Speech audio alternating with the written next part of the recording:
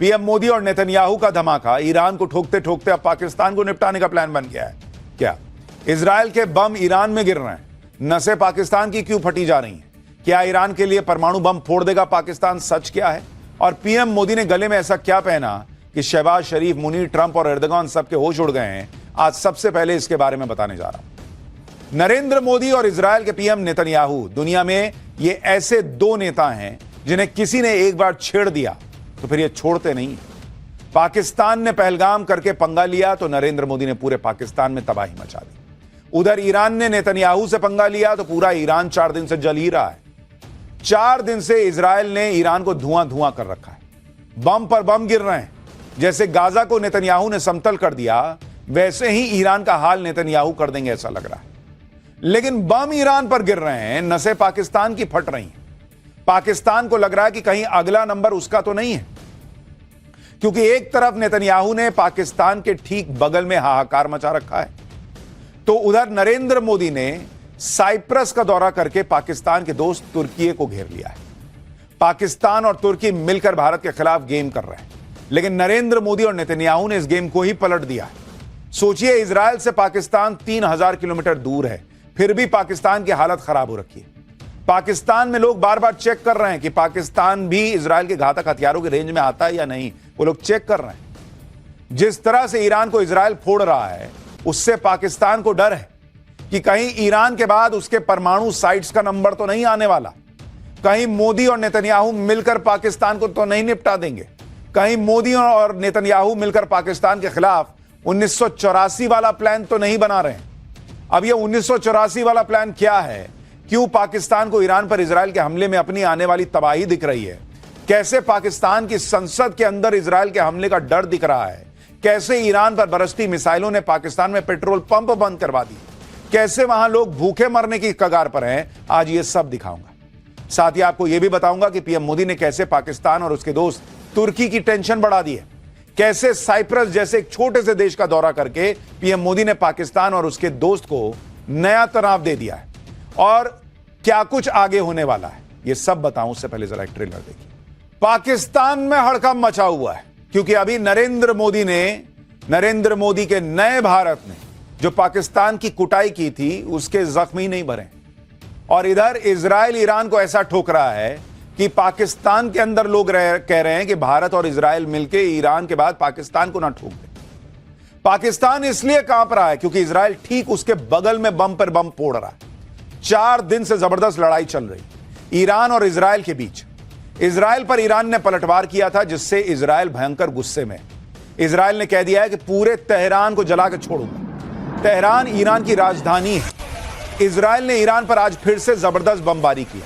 Iran ने भी Israel के तेल अवीव और हाइफा पर बैलिस्टिक मिसाइलों का नया अटैक किया। इस जंग को 4 दिन हो रहे हैं, और 4 दिन में इजरायल ने ईरान में जबरदस्त तबाही मचाई है। उसकी आप तस्वीरें देखिए।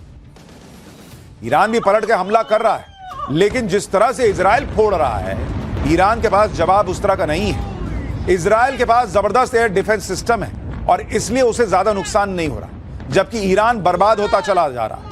इजरायल की ताकत देखिए कि ईरान की राजधानी तेहरान के आसमान पर इजरायली एयरफोर्स का कब्जा हो चुका है। जब चाहे तब तेहरान पर इजरायल बम गिरा रहा है, जब मन कर रहा है। भाई, जैसे इंडिया नहीं जब उधर मन कर रहा था फोड़ दे रहा था, वैसे ही जहां तक मन कर रहा था इंडिया घुस के मार रहा था, वैसे ही अब इजरायल मार रहा है ईरान को। बात इतनी बढ़ चुकी है कि इजरायल ईरान के सुप्रीम लीडर अयतुल्लाह खामनेई को ही उड़ाने वाला था, खत्म कर देता। वो तो डोनाल्ड ट्रंप ने इजरायल को रोका कि अरे क्या कर रहे हो भाई, रुको जरा, सभी को मार दोगे क्या? यहां तक मामला पहुंच गया है। उधर इजरायल के पीएम नेतन्याहू का दावा है कि ईरान उनकी, यानी नेतन्याहू की और डोनाल्ड ट्रंप दोनों की हत्या करना चाहता था। नेतन्याहू का दावा है कि ईरान ने उनकी जान लेने के लिए ऐसी मिसाइल दागी थी जो उनके घर में बेडरूम विंडो तक पहुंच गई थी। यानी इजरायल कह रहा है कि यह हमको मारने वाला है, तो हम कैसे छोड़ देंगे जी? और वो सिर्फ ईरान को ही नहीं छोड़ने की बात कर रहा है कि भाई ईरान को नहीं छोड़ेंगे, वो पाकिस्तान को भी ठोक देगा, यह भी चर्चा हो रही है। जब नेतन्याहू कह रहे हैं कि ईरान उन्हें ही उड़ाना चाहता था, तो फिर इजरायल ने भी ईरान का खेल पूरा खत्म करने की ठान ली। भाई, कोई खुद थोड़े ही मरेगा कि तुम हमको मार दो, हम जो है विश्व शांति की बात करेंगे। और इजरायल के रास्ते में अब जो भी आने की कोशिश करेगा वो मारा जाएगा। पाकिस्तान इसीलिए डरा हुआ है क्योंकि उसने देखा है कि इजरायल हमास को ठोक चुका है, हिजबुल्लाह की बैंड बजा चुका है, और पाकिस्तान को भी एक वो रोग नेशन मानता है। हिंदी वाला रोग मानिए, अंग्रेजी वाला रोग मानिए, दोनों तो ये है पाकिस्तान।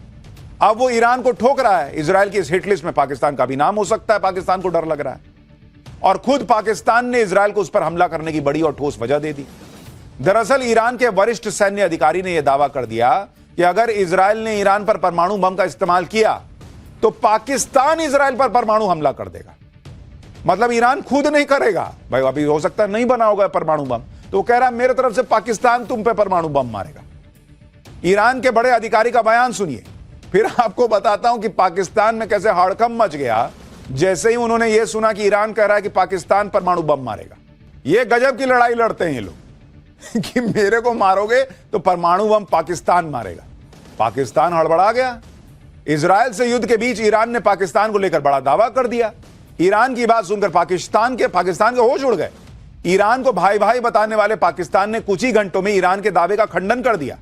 पाकिस्तान कह रहा है कि नहीं भाई, हम ईरान जो कह रहा हम नहीं ऐसा कुछ बोले, हम नहीं मारेंगे परमाणु बम। पाकिस्तान के रक्षा मंत्री ख्वाजा आसिफ ने कहा कि इस्लामाबाद ने इजराइल के खिलाफ परमाणु हमले की कोई बात की ही नहीं है। पाकिस्तान की घबराहट को आप इस तरह से समझिए कि पाकिस्तान की संसद में वहां का विदेश मंत्री इशाक डार खड़ा होकर कह रहा है कि नहीं भाई, हम कोई परमाणु बम नहीं फोड़ने वाले हैं ईरान की तरफ से। उनको लगा भाई ईरान तो बोल दिया, अब इसके चक्कर में वहां से नेतन्याहू मारेंगे या यहां से इंडिया फोड़ देगा, तो तुरंत हड़बड़ा गया कि नहीं हम ऐसा कुछ नहीं करने वाले हैं। सुनिए, पाकिस्तान का विदेश मंत्री संसद में खड़ा होकर कह रहा है कि हम ये सब कुछ नहीं करने वाले। ये पाकिस्तान का हाल है। जो पाकिस्तान अभी कुछ दिन पहले तक कह रहा था कि भाई भारत में पाकिस्तान के हमलों से बड़ा नुकसान हुआ है, और उससे जब पूछा गया था कि आपका क्या सबूत क्या है, तो कह रहे थे सोशल मीडिया पे खबरें चल रही। उसको तब सोशल मीडिया पे भरोसा था। आज कह रहा है कि सोशल मीडिया पे खबरें चल रही हैं कि हम ईरान की तरफ से परमाणु बम फोड़ देंगे, उस पर भरोसा मत कीजिए, सोशल मीडिया भरोसे के लायक नहीं है। वो कह रहा है मेरा बम मेरा है भाई, हम काहे फोड़ेंगे ईरान की तरफ से।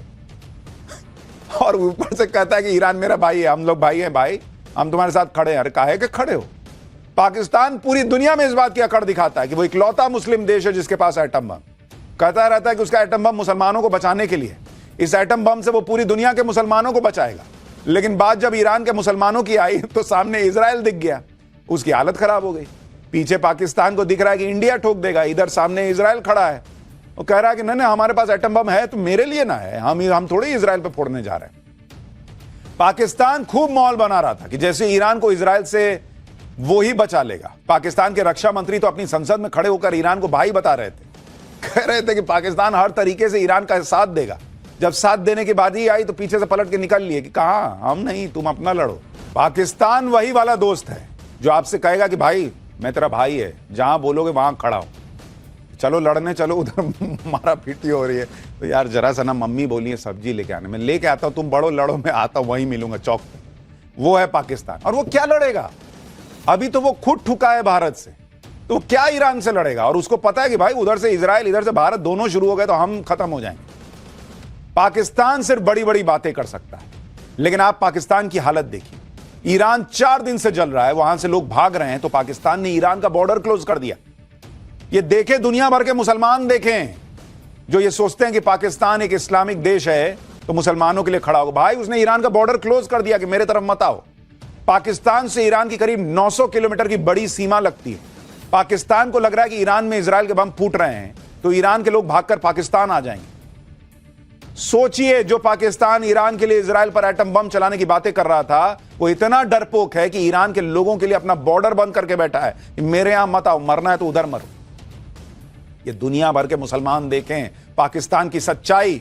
जो जब चाइना से पैसा लेना होता है तो शिनजियांग में जब मुसलमानों पर अत्याचार होता है, उइगर मुसलमानों पे, तो चुप बैठ जाता है कि मारो ना यार, हमको क्या, हमको पैसा दे दो, तुम कर्जा दे दो, मेरे भीख वाले कटोरे में पैसा डाल दो।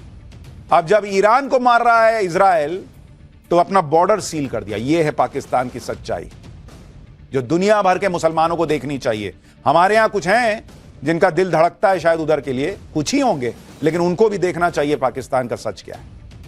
पाकिस्तान ऐसा इसलिए कर रहा है क्योंकि उसे पता है कि इजराइल अगर ईरान को ठोक सकता है तो पाकिस्तान को ठोकने में देरी नहीं लगाएगा। पाकिस्तान को अब अपने एटम बम का डर सता रहा है कि जिन एटम बम के दम पर पाकिस्तान फूलता है वो एटम बम कहीं इजराइल के टारगेट पर तो नहीं है। क्योंकि इजराइल बहुत पहले से कहता रहा है कि ईरान के साथ साथ पाकिस्तान भी दुनिया के लिए बड़ा खतरा है। इजराइल के प्रधानमंत्री नेतन्याहू का एक पुराना बयान सुनिए। वो बहुत सालों से कह रहे हैं कि ईरान नंबर 1, पाकिस्तान नंबर 2, दोनों बर्बाद देश हैं, दोनों को खत्म कर देना चाहिए। नेतन्याहू ने तो यहां तक साफ साफ कहा था कि पाकिस्तान और ईरान जैसे मुस्लिम देशों के पास एटम बम होने ही नहीं चाहिए और इजराइल पूरा दम लगा देगा कि ऐसे मुस्लिम देशों के हाथ एटम बम लगे ही ना। अब ईरान तो एटम बम नहीं बना पाया, लेकिन पाकिस्तान ने एटम बम बना लिया। लेकिन जैसे आज इजराइल ने ईरान पर बमबारी करके उसे एटम बम हासिल करने से रोक दिया है, वैसे ही भारत भी कर सकता था। और यह 1984 की बात है। उस वक्त बड़ा मौका था जब पाकिस्तान को एटम बम हासिल करने से रोका जा सकता था। साल 1984 में पाकिस्तान को रोकने के लिए इजराइल ने भारत के साथ एक सीक्रेट मिशन का प्लान शेयर किया था। योजना थी कि भारत और इजराइल दोनों देश मिलकर पाकिस्तान के परमाणु ठिकानों पर हमला करेंगे और उसे नष्ट कर देंगे।